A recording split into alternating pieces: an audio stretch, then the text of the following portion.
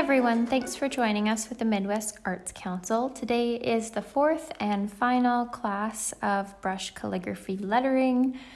We are going to go through a few different techniques today, including some blending techniques, doing printing letters, using the smaller tip of your dual brush pen, and then also some other tricky things like double letters, like using double L's or double P's.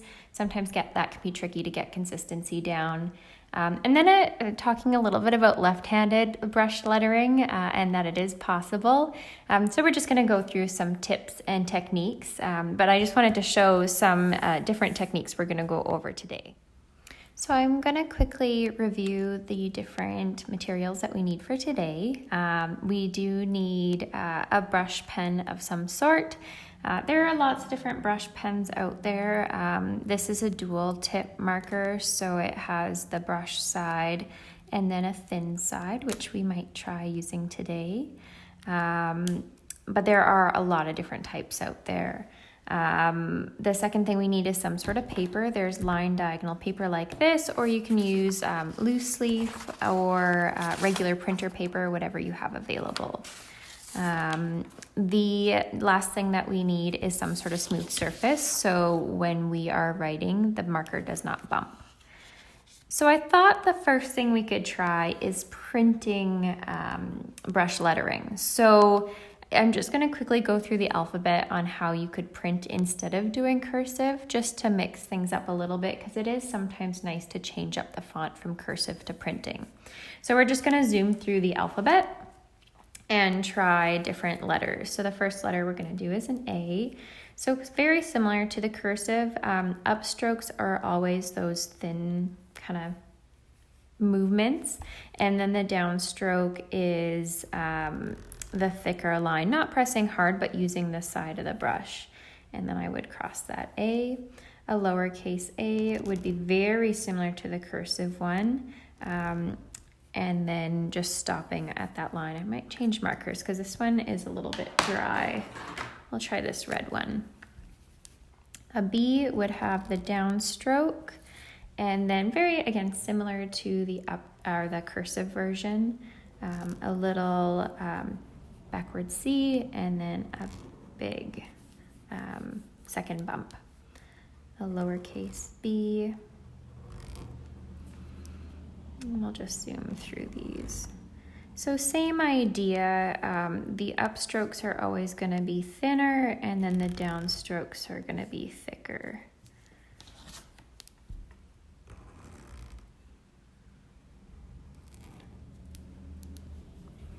And then the lowercase d.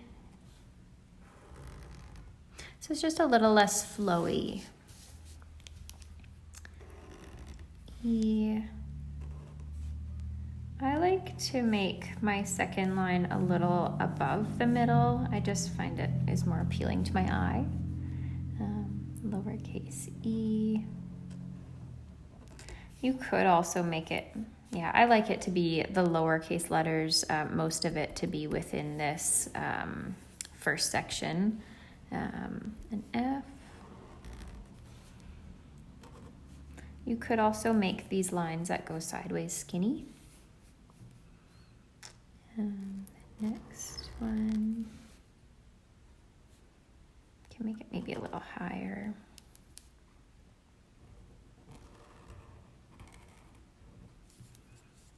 G's.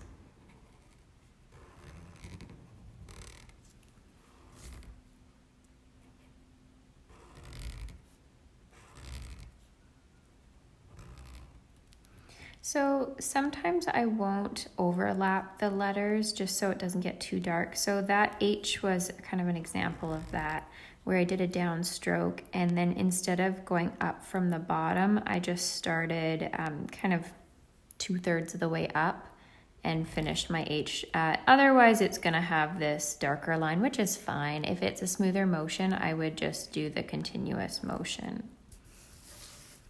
I'll try not to skip any letters this time. I think every other time I've missed a letter. An I.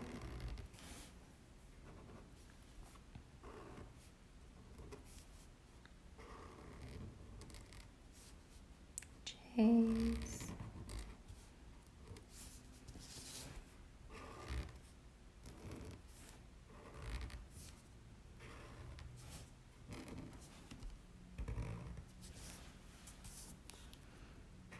So it's a lot simpler. I find when I do lowercase letters, they are a lot thicker. There's less changing between the downstroke and the upstroke. But again, you can do it whichever style you like.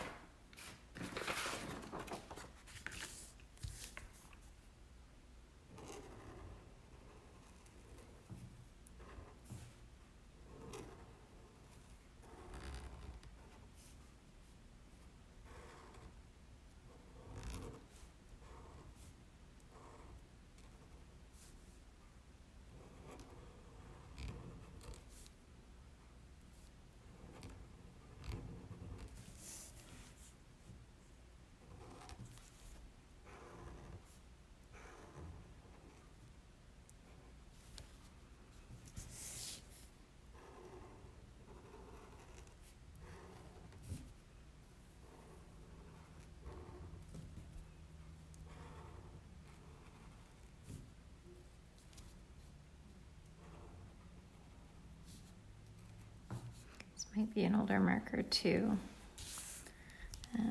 Then we have a W.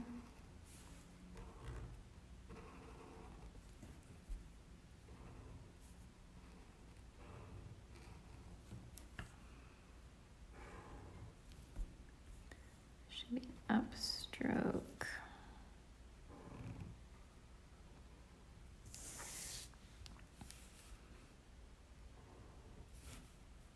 A Y can be done however you like it. I do it just like a standard Y, but you could also do it like this type of Y. Lowercase y. And then a Z.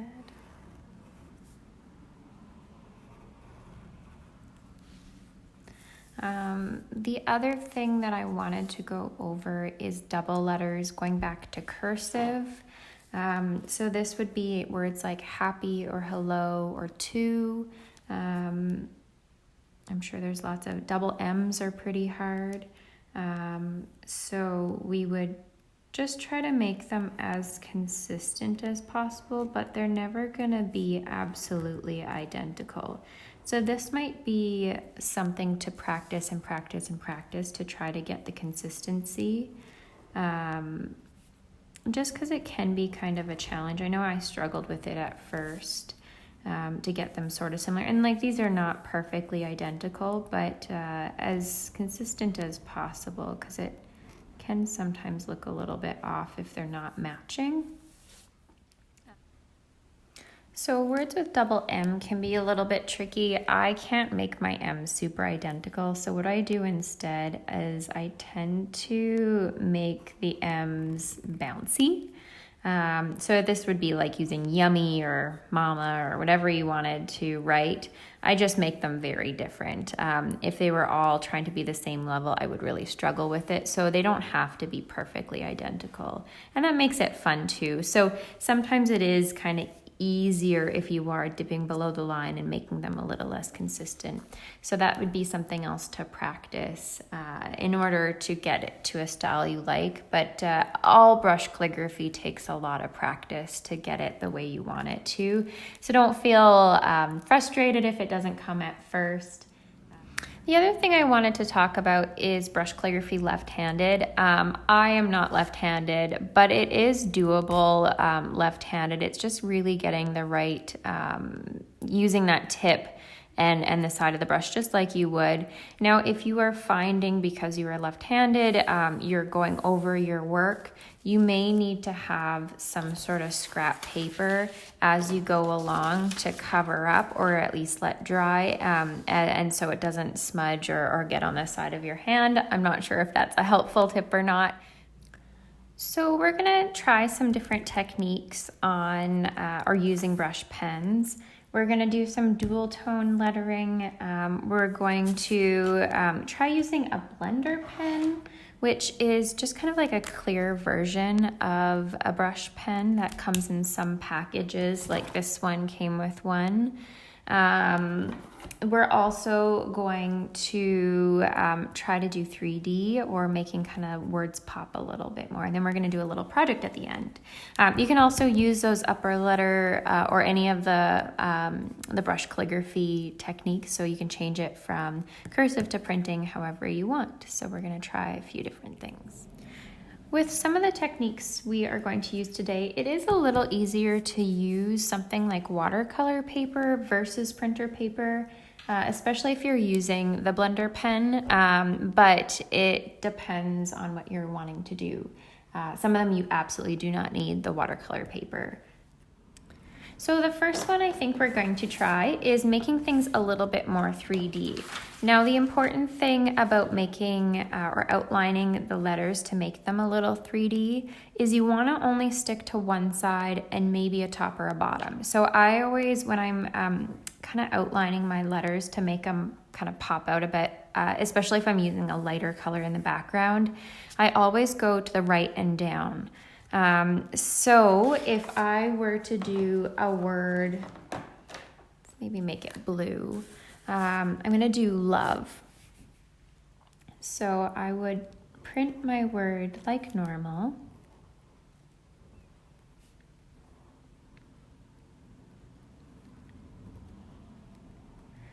So there's the word love. Now, if I wanted to do the edging, you can do it on this one. I did it really thick, and I'm going to do that as well. But you can use this thin line and make thin 3Ding. I don't know what you would call it, but outlining the letters.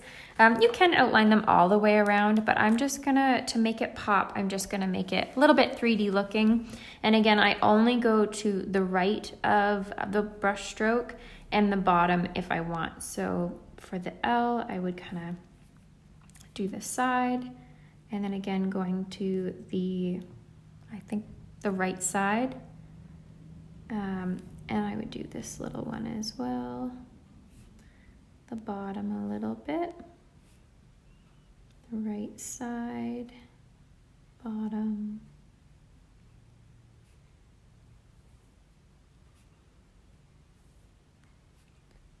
A little bit of the bottom, but mostly the right side.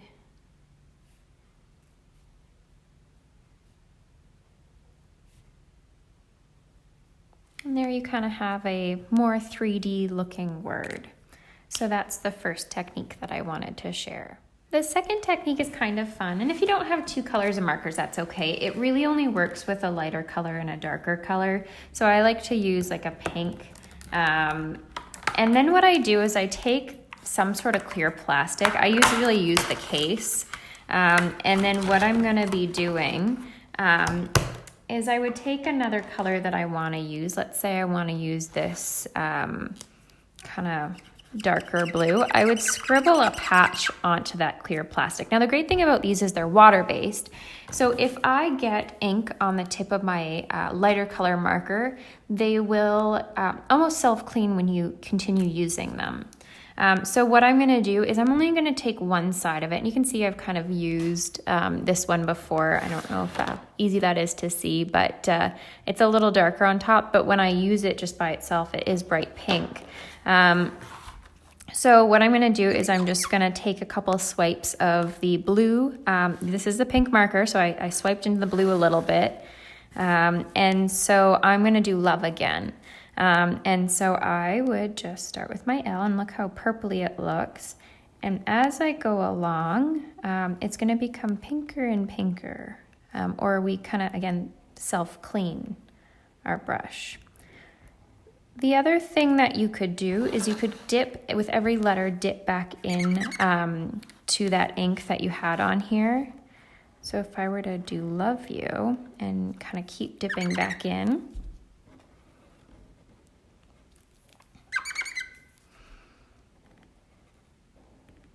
Maybe this is where I'll stop. So it's kind of two-toned. You can also, if you would rather get it kind of two-toned, only dip the very, very tip in, and you would get it kind of two-toned on the side. So again, dip the tip into your ink and then use that whole side, and it's kind of this two-tone. It's almost another way of making it a little bit 3D.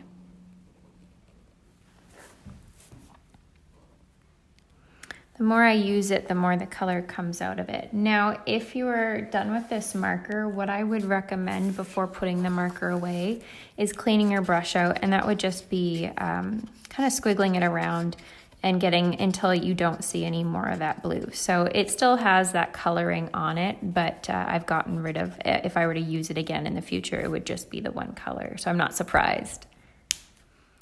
So the next technique we're gonna try is the kind of two different ways of doing kind of dual tone lettering. So we're going to give that a try.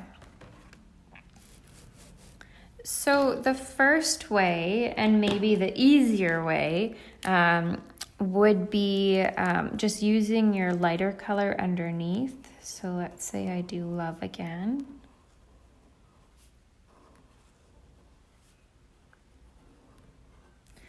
And then you would go in, this would be using the blender pen if you had one, and then you would, I mean, you could do this a few different ways, but you would go in and dip it into that color that you had on your plastic, add a little bit at the top of each letter. I'm gonna add a little bit more. And then you would go ahead and clean your blender marker out until it no longer has color. You might have to go back a few times, and then you would combine them and you would blend them until you have kind of the style you like.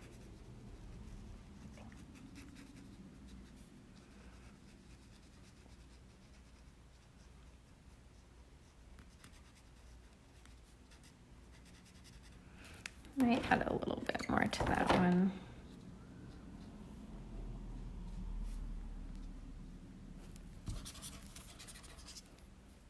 I just cleaned it out there.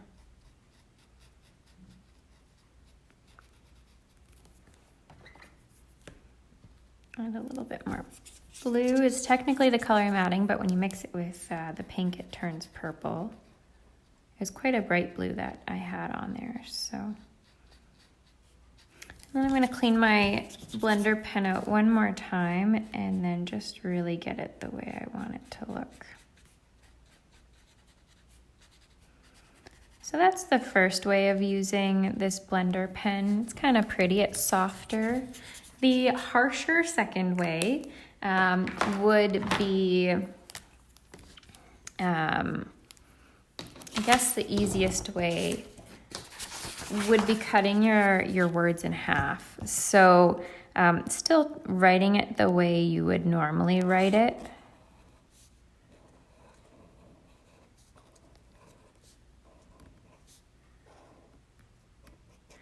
So now I take it away and it's a half word. So then what we would do is we would finish the word with the second color. Now this is really tricky to line up. It does look kind of neat once you're done it.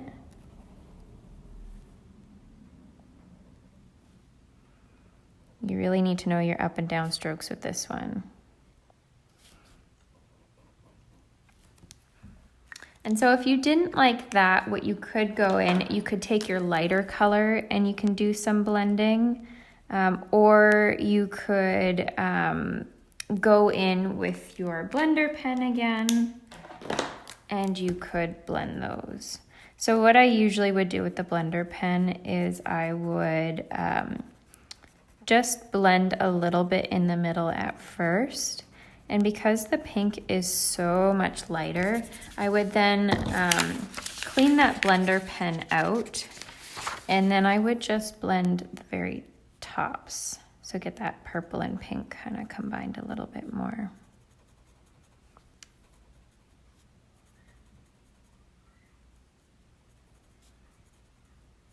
So it's a little bit of a different style. It's easier to maybe add it in with the blender marker after, but whichever method you like. I think my favorite technique of all of them is the one where you just combine the colors. I find it kind of the prettiest. Before I show the final project that we're going to work on today, I wanted to show you a few different techniques with brush lettering. The first one using, this is, believe it's called a water brush. Just all it is clear water, and then the brush on the end. You can use this with regular watercolors, or you can do kind of the same thing where you would dip your marker or your brush pen into the marker you put on the plastic, and it's going to be a more water-based effect. So it's very light and a much more watery, but you can also dip it into, let's say, a watercolor set, and you blend it in with your purple or whatever color you want. And so you get a bit of a darker effect rather than using the markers. This isn't watercolor paper, so it's maybe not the nicest look. So that's one thing you can do. It takes some getting used to, but it is quite pretty. So I think we're losing our precious light here. So I'll try to finish quite quickly. So we're also going to show you what you can do with a paintbrush. And so this is a watercolor paintbrush, and we can dip that in water, and we can put it into different colors and do the exact same technique. And we can mix the colors, but that is another way. Instead of using the markers, you can use brush calligraphy with watercolor marker or watercolor paintbrushes. So there's lots you can do with it. The other neat thing you can do is you can add in colors after the fact. So there's so much you can do with watercolors themselves and the paintbrush, but the markers are a little bit simpler. But I just wanted to show a different technique that you can use with brush lettering. So before we lose the light completely, we are going to do our final project with some blending and then making things a little bit more 3D. So this says throw kindness like confetti, and so we're gonna dive in. I am gonna try a few different colors. So the first thing that we're gonna do is take the 3 colors that I wanna try, and I'm going to just make some splotches. The neat thing about this just wipes right off, so it's very easy to clean just with some water and a paper towel. So with my lighter color, I will dip it into the first color that I want to do. So I'm going to write throw. Make sure you can see the whole thing. So I'm going to write throw. I'm going to keep dipping it back into my purple to just make sure I don't lose that pigment.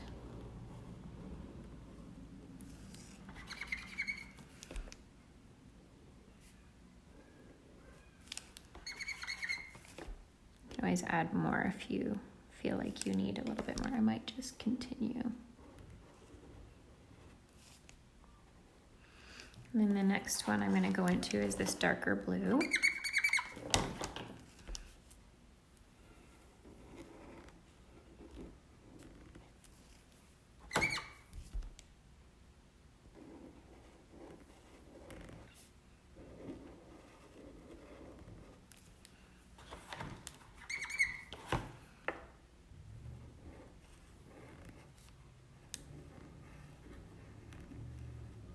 Sorry, this is so hard to see with that sun setting. Got some big shadows here.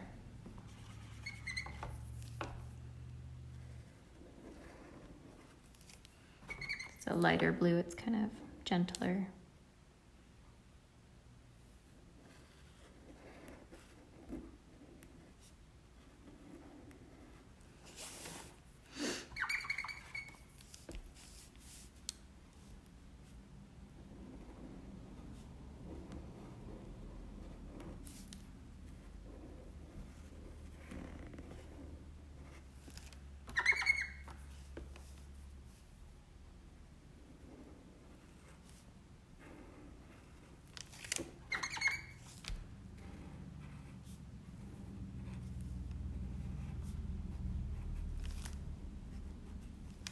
And then of course what I like to add is actual confetti, which I've added quite a few times. It's just a nice way to spruce something up.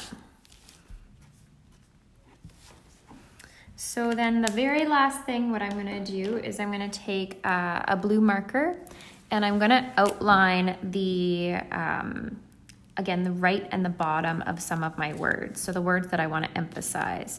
So I'm going to do the right-hand side and the bottom of every letter.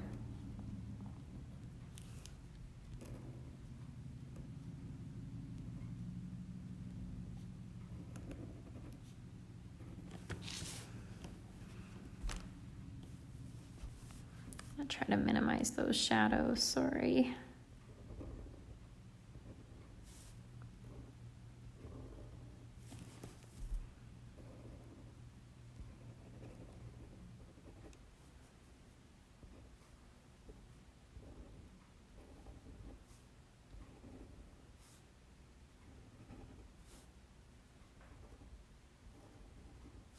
Double T there that we practiced for.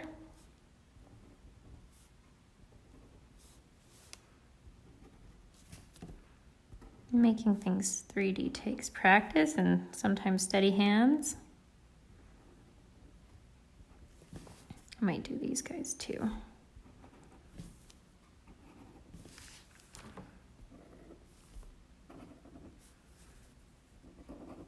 All right. So that is the final project, Throw Kindness Like Confetti. So that is the end of this class. That is the final project. So we want to thank you from the Midwest Arts Council and thank the Safe at Home Manitoba program for allowing us to do these online classes. Hope you learned something new, and just remember to keep practicing until you kind of find the letters and the techniques that you enjoy. Thank you so much for joining.